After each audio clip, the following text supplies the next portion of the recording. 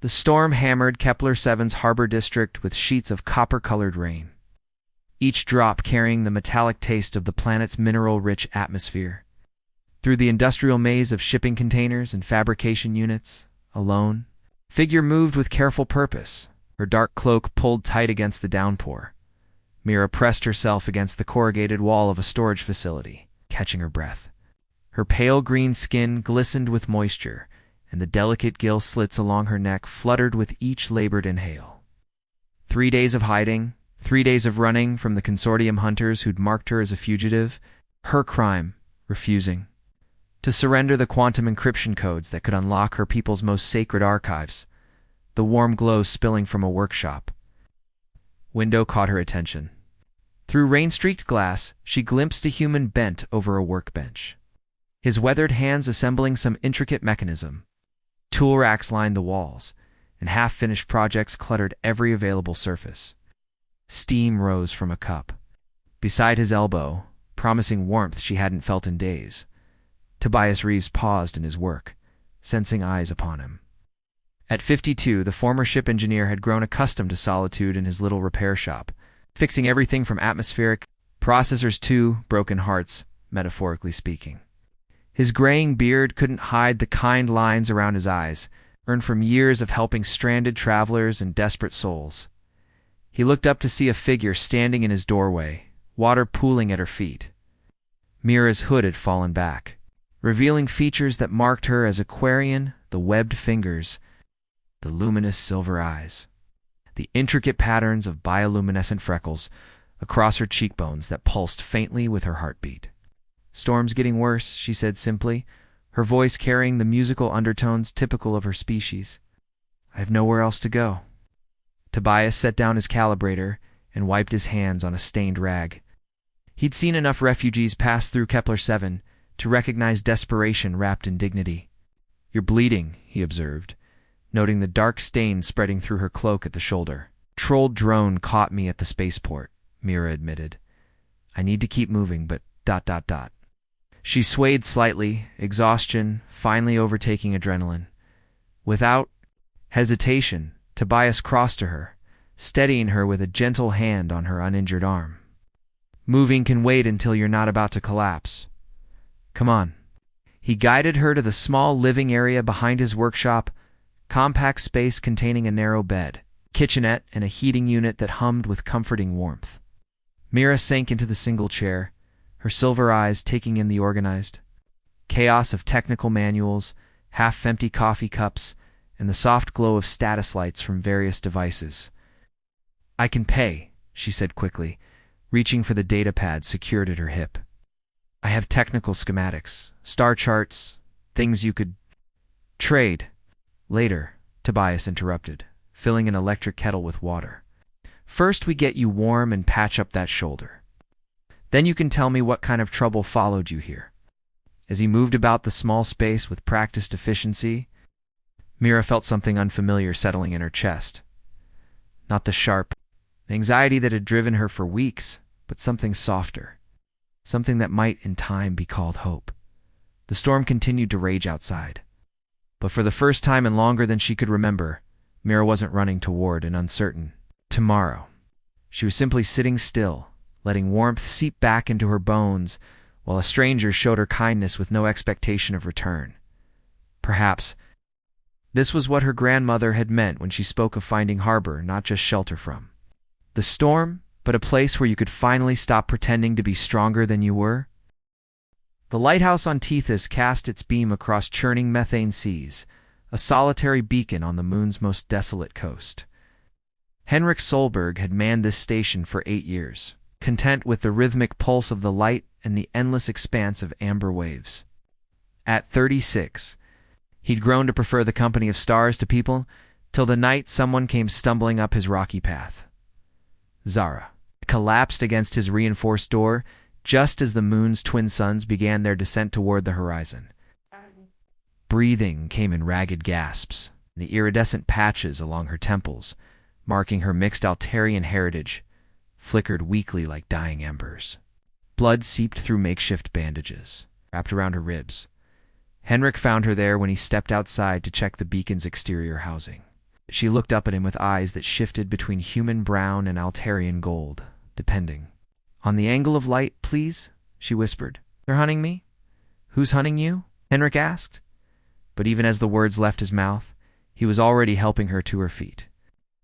Years of isolation had dulled his instincts for recognizing someone in genuine distress.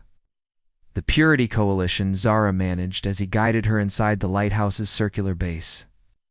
They've declared all mixed heritage individuals a threat to human genetic integrity. They have ships scanning the outer colonies.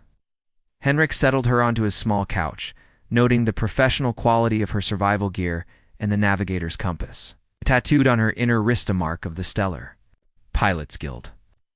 "You're a ship's navigator," he observed, was she corrected, wincing as she adjusted her position. "Hard to find work when half the galaxy thinks you're an abomination." Her laugh held no humor. The other half just thinks you're exotic enough to be interesting. Henrik moved to his medical kit, a necessity for anyone living this far from civilization.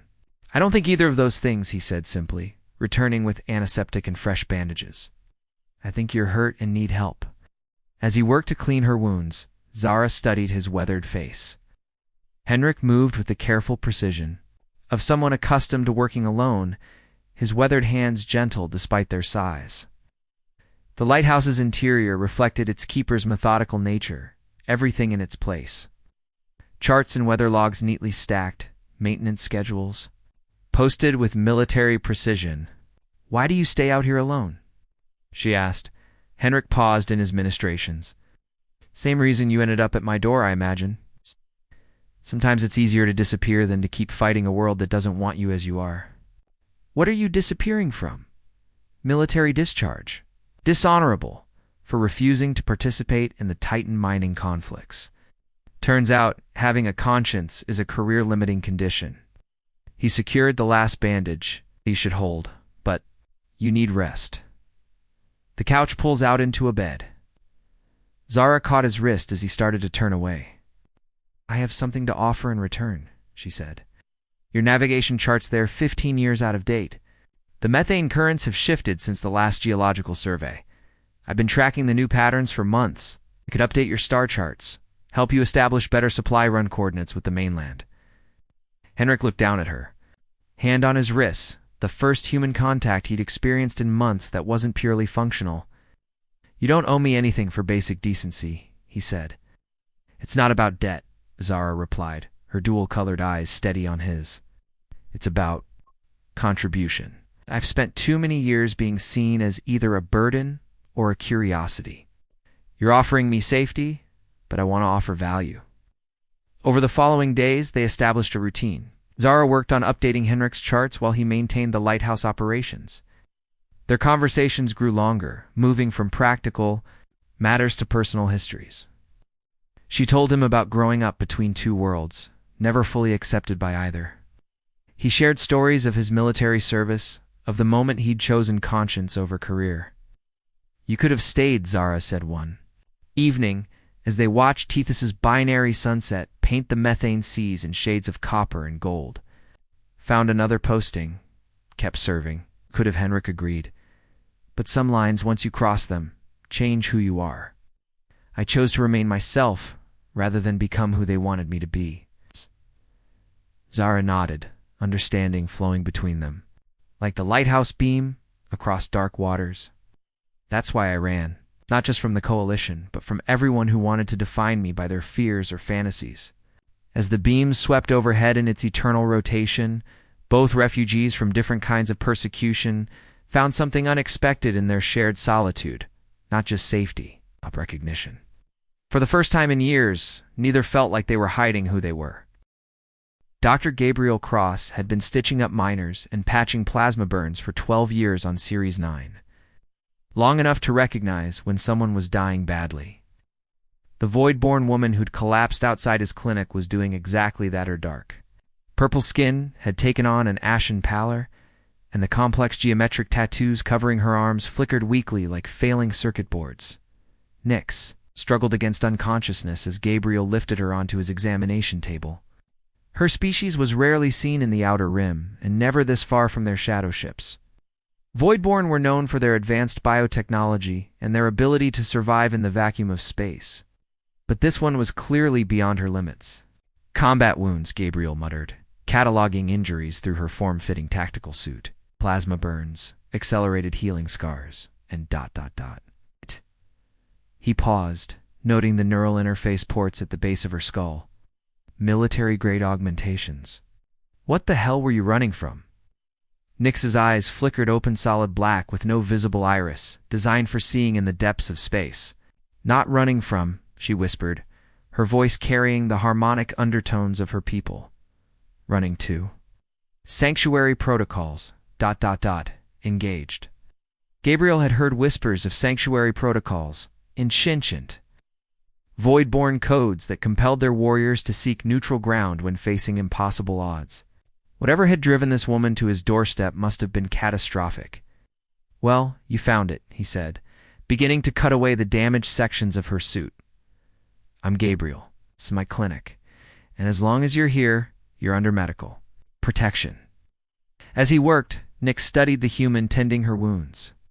Gabriel was perhaps 40, the silver threading through his dark hair and the steady hands of someone who'd performed surgery in everything from zero gravity to combat zones. Diplomas and certifications covered one-wall impressive credentials for someone practicing medicine on a backwater asteroid. You were military, she observed, recognizing the precise efficiency of his movements. Fleet Medical Corps. Got tired of patching up soldiers just to send them back to die. Gabriel's jaw tightened as he worked. These burns are infected with something I don't recognize? Voidborn pathogen? Wraith plague, Nyx confirmed. Bioweapon deployed against my ship. Hi.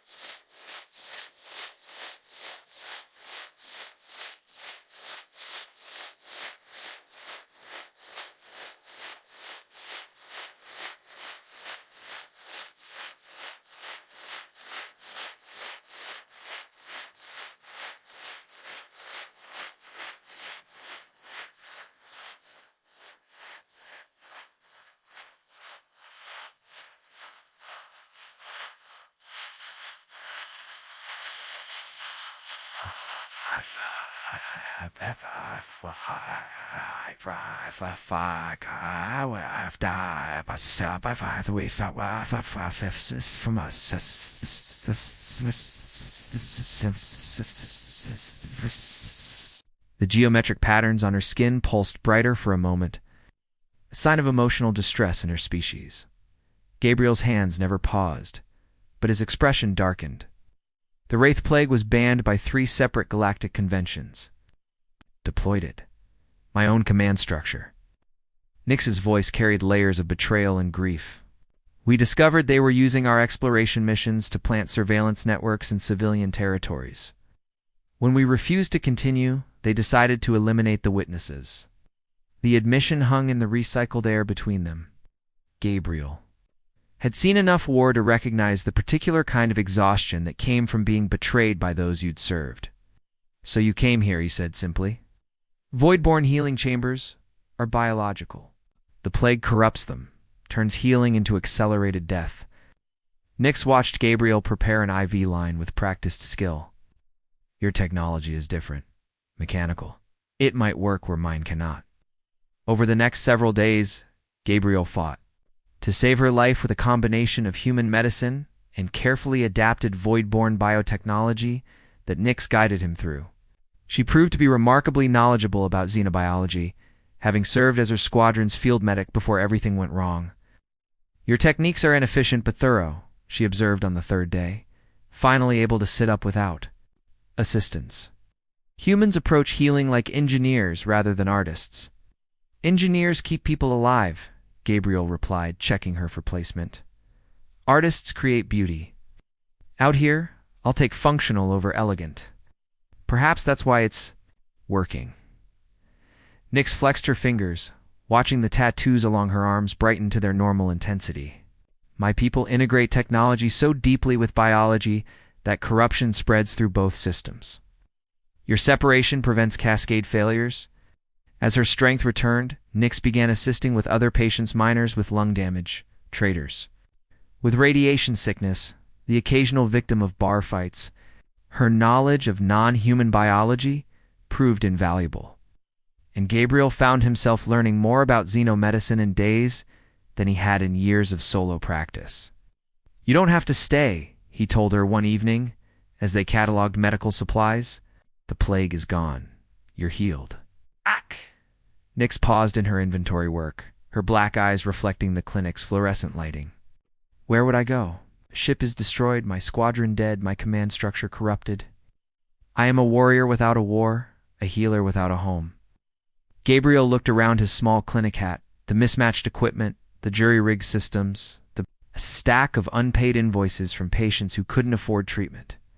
"I could use a partner," he said carefully. "Someone who understands biology beyond human standard. The pay is terrible, the hours are worse, and most of our patients smell like industrial lubricant." For the first time since her arrival, Nix's expression approached what might generously be called a smile. "You are offering me purpose disguised as employment. I'm offering you the chance to heal instead of harm. If that gives you purpose, that's your choice to make." That night, as Ceresnine's artificial day cycle dimmed to evening, Nix stood at the clinic's small viewport, watching ships come and go from the mining platform. For the first time in months, she wasn't planning her next escape route. Instead, she was considering the possibility of putting down roots in the sterile soil of an asteroid medical station. Perhaps healing others could eventually heal herself. The underground tunnels beneath New Geneva reeked of industrial waste and human desperation. But they offered something Marcus Chen valued above comfort: invisibility.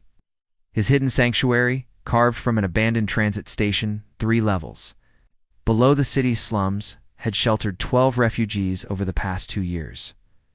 He'd never expected to find one bleeding out in his supply corridor. Kess lay crumpled against a support beam, her breathing shallow and irregular, even unconscious. Her body maintained the coiled tension of someone trained for violence, muscles defined by years of forced combat, scars mapping a history of survival.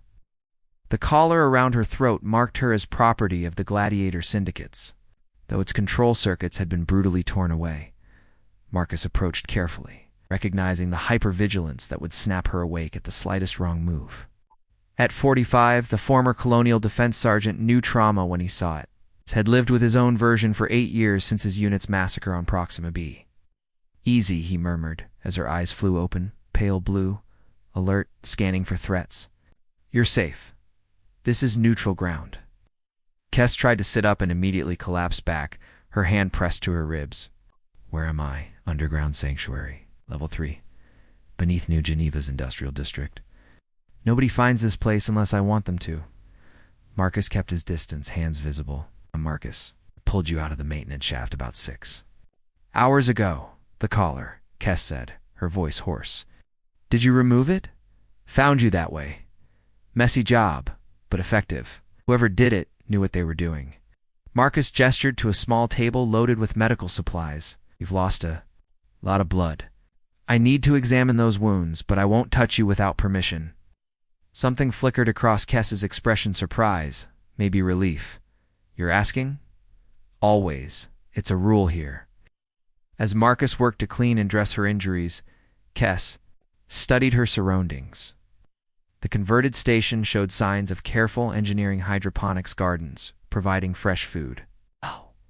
Water filtration systems humming quietly, sleeping alcoves carved into the walls with proper ventilation.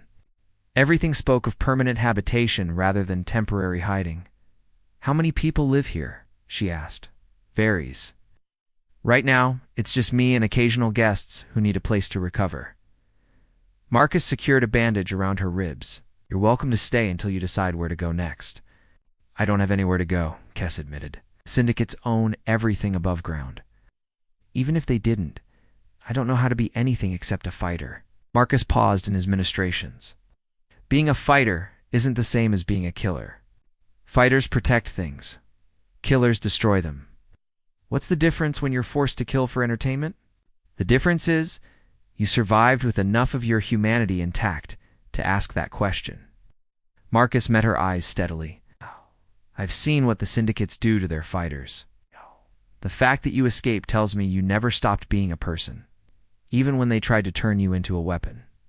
Over the following weeks, Kes slowly adapted to life in the sanctuary.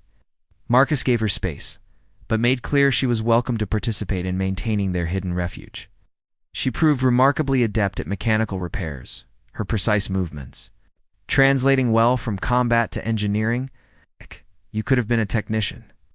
Marcus observed one day as she calibrated the water recycling system with surgical precision. Could have been a lot of things, Kes replied. Was taken at 14.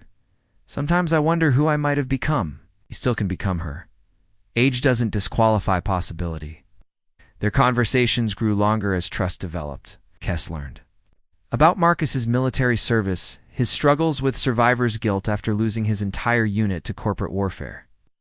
Marcus discovered that beneath Kes's combat conditioning lay sharp intelligence and an unexpected talent for strategic thinking. Why? Do you do this? She asked one evening as they shared a meal of hydroponically grown vegetables. The sanctuary, helping people like me. What do you get from it? Marcus considered the question while chewing thoughtfully. Redemption? Maybe. I spent 20 years being a soldier, following orders, believing I was protecting people. Turned out I was just protecting corporate interests. It feels like penance. Or maybe, Kes suggested quietly, it's just who you actually are when nobody's telling you what to do. The observation hit closer to truth than Marcus expected. As days passed, he found himself looking forward to Kes's company to the way. Her tactical mind approached problems from angles he'd never considered.